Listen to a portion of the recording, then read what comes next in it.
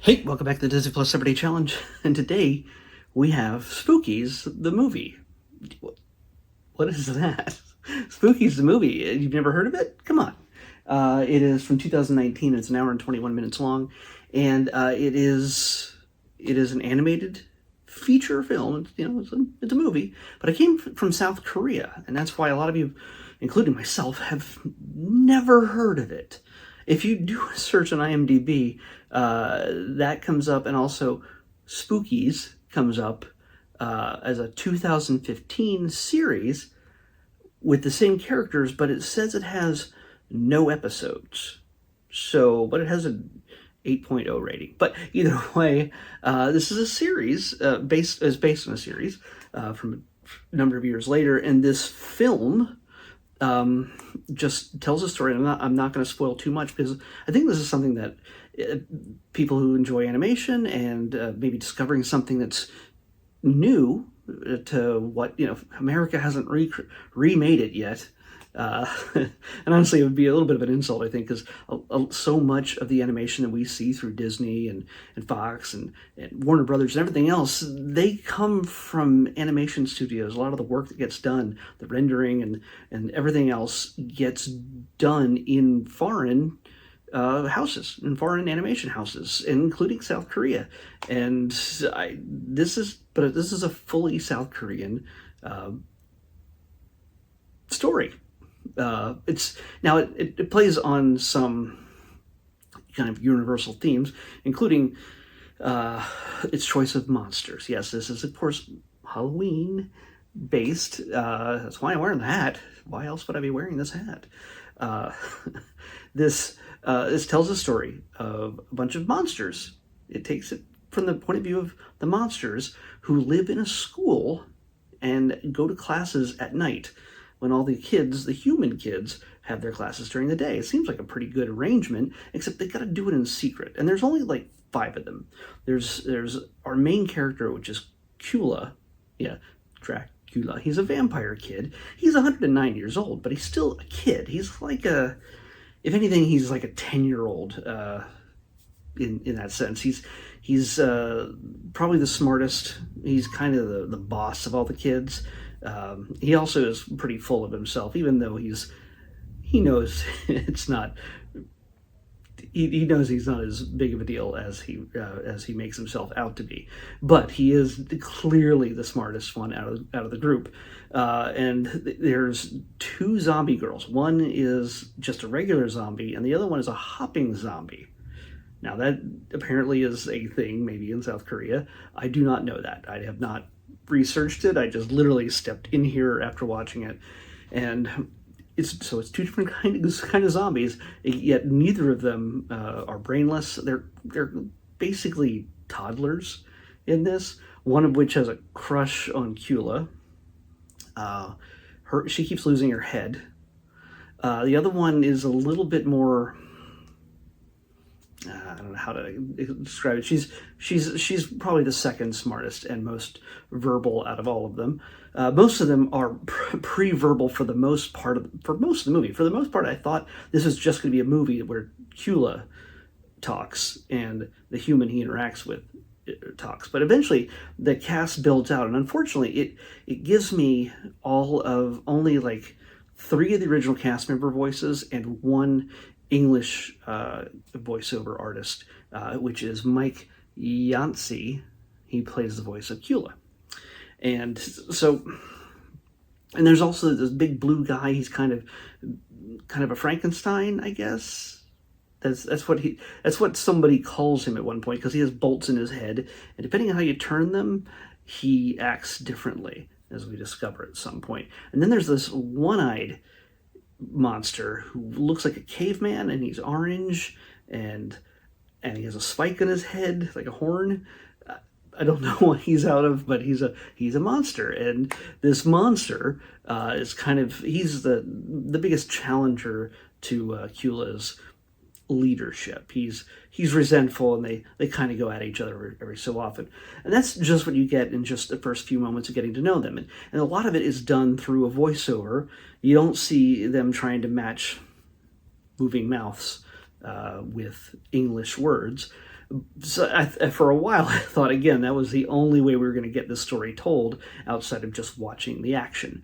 But no, yeah, the words, the dialogue is structured to fit with the pre-done lips. I don't think they had the kind of budget that would have allowed it to be, hey, let's reanimate the mouths for every language. I think to a degree Disney does that for their bigger productions like Frozen or something. I think, but yeah, they don't have that kind of budget here. In fact, the animation, while not bad at all, looks like it's rendered really low as compared to what you would see, like if Frozen or anything that comes out of Pixar would be in 4K, which I know it's not, but it's beyond that. But if it was rendered in 4K, this comes in at like 1080p or 720p. If you're going to make a comparison, if you're a nerd that understands that kind of resolution talk.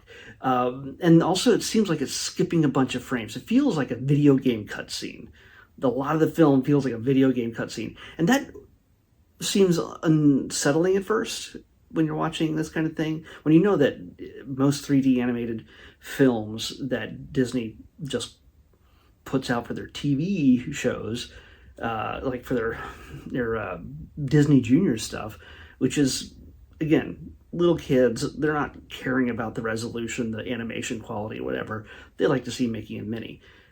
For this, the animation seems choppier. It just, like they're dropping frames, and it doesn't flow as smoothly. But at times it works. It actually, once you are no longer unsettled, if you are, at first I was unsettled by the quality. I was like, this is a major motion picture. Why doesn't it feel like one? So, but after a while you get used to it, and it does work with certain scenes. So, one of which I will mention without spoiling anything really, there's a party scene. And when you see all the characters on screen at the same time, they're not catering to just one character or another. And when you get special lighting and stuff like that, it actually works. And it's not like, oh my gosh, I'm impressed. It's not like you've seen something new, but it's really well done. So, it's only animation nerds and people who watch way too many movies will even care about. But for the casual viewer, for the little kid who might be watching this, which, by the way, I think little kids will absolutely love this. Our main character, like I told you, is Cula, and, well, during one of his classes, he discovers a cell phone in his desk. I'm not going to tell you too much more than this, but so don't worry. But he finds a cell phone in his desk, and he shows it to his teacher, which is also a monster, but I'm not going to spoil what kind. Well, I got to tell you what their teacher is. Their teacher is a Grim Reaper. In fact, his name is Mr. Reaper, and he looks like Grim from the Grim Adventures of Billy and Mandy. I know that's a Cartoon Network thing. It's over there, but he is dead on the 3D style of Grim from the Grim Adventures of Billy and Mandy. But he's Mr. Reaper. Not the same character at all. Definitely not the same character. Totally different attitudes and everything else. Anyway, he shows the teacher, and the teacher explains to him, this is a weapon. This is something that the humans cannot live without. They are always using this weapon. And I don't think he even knows it's a cell phone. He just sees it as something that the humans always must be possessing at all times. And it's dangerous. And if you ever find it, something like this, make sure you return it to where you got it so they can take it and it's like nothing ever happened. Well, of course, that doesn't happen. And this brings Cula and Hannah, right here, these two, brings them together. She's a third grader who is going on 30, basically. And when she discovers that the phone is broken when she gets it back, Dad is not too happy. By the way, ding, ding, ding. Even though this is technically, I don't think it's a Disney film. There's a single parent. So in this one, her dad says, "You got to get A's if I'm gonna get you a new phone." What do you need a new phone for? You're in third grade. So she decides that she's going to get some money out of the weird monster kid who broke it. It's a little bit more difficult when the monster kid doesn't understand what money is, even though he's been around for 109 years. So something is worked out. And along the way, well, they become friends. And there's a lot of sentimentality to it. There's a lot of just sweetness. It takes some left turns, and each of the characters it's neat to see them interact with each other. There is a principal and a like a janitor at the school. Those are the only two other characters from the school. There's a few like students during the day that pass through the halls, but maybe there's some with a few background lines and stuff like that. But the only two other human characters in this, other than Dad, is the principal and the janitor, and the janitor who thinks there's ghosts there. Whatever.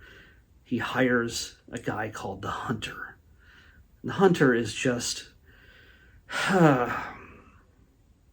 You'd almost think he was American. By the way, he's a little bit too gung-ho. He's sort of like if Dale Gribble from King of the Hill was part of the Ghostbusters. Okay? He doesn't necessarily know what he's up against, but he's very just invigorated. He's just really into capturing whatever it is. He's got all the weapons. He's got this laser gun, so there's no like bullets or anything. There's no real world danger, but there's definitely danger to these monsters. And he's sent in to hunt them. And that's really all I can tell you.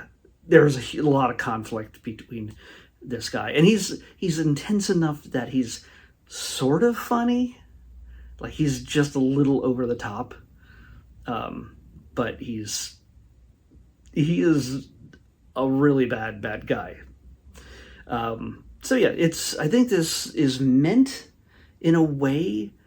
I don't know what the series is like. Do the monsters like meet up with other humans at different points, or do they always hang out with just Hannah? I don't know. So I think it's, for me, this is it feels like it's like an introduction to the series that came before it. I don't know. Either way, I think this is something that, again, it's unique. It's different from what we're used to seeing with Disney and all the Pixar stuff and everything else. It moves along the same lines. You're not going to necessarily say, oh my gosh, this is a completely original story, because it's a tale of two worlds coming together and understanding, getting friendship and the silliness. There's lots of silliness in it. It's all right. It's for kids. Be silly, and if you're an adult, be silly. Take the time to be silly. It's great. So I really like this. I had no idea what to expect out of this when I first saw it. I was expecting, when I first saw the first few minutes of it, I expected, okay, some iffy overdubs that were written to fit within the pace of the story. So usually that often creates awkwardness, as you get with a lot of anime. And this is not going to be qualified as anime in any way, because even though it does have, when it comes to certain fighting scenes, it has some anime elements to it. So anime fans might get a kick out of it. I don't know, but it's not your traditional anime. I know some people quibble. There's anime that comes from Korea, but it's anime tends to be Japanese, and they're not the same cultures. But yeah, it's just South Korean animation. So there is Korean anime, right? They don't just make soap operas. Come on. But yeah, this is, again, for kids. But this is a kind of thing that has potential to be more. and it's a good starting point. I don't know if they'll ever put the Spookies series on Disney Plus, but that would be interesting. That would be interesting to see how they handle that. So yeah, it's definitely for a family. It's I can see little kids kind of getting obsessed with this. I can see people, dressing up for Halloween as these characters once they get to know them. So I say, if you want to see something a little bit different and a little bit fun, and something that is definitely, there's some very South Korean things in this that are not American, and you're going to go, what was that? And it's Korean. So hey, it's what it is. You learn a little something along the way about culture. And I don't know why I'm holding this, because I already know what we're watching tomorrow. So I'm doing the marathon with the Halloween, all the way to Halloween. And we're almost there. Tomorrow, we're going to be watching Zombies, the reanimated series. There's a Halloween episode that's like a full-length episode. Most of their normal episodes, from what I understand, are 2 half episodes in one. So what I'm going to do is I'm going to kill 2 birds with 1 stone. I didn't realize that this, when I scheduled it, that this new Halloween episode is Scream something. It has a special name. I'm going to watch that one, obviously. But before I watch that, in order to really check this off as the series from the checklist, I'm going to watch the first episode as well. So, first episode, and then jump all the way to the brand new episode. So, Zombies, the reanimated animated series. Yeah. No humans. Well, none of them are human, really, but no live action. But all the actors you know and love from the Zombie series putting themselves into animation where they can never age. So, that's what we're watching next in the Disney Plus Everyday Challenge. I'll see you back here tomorrow with that.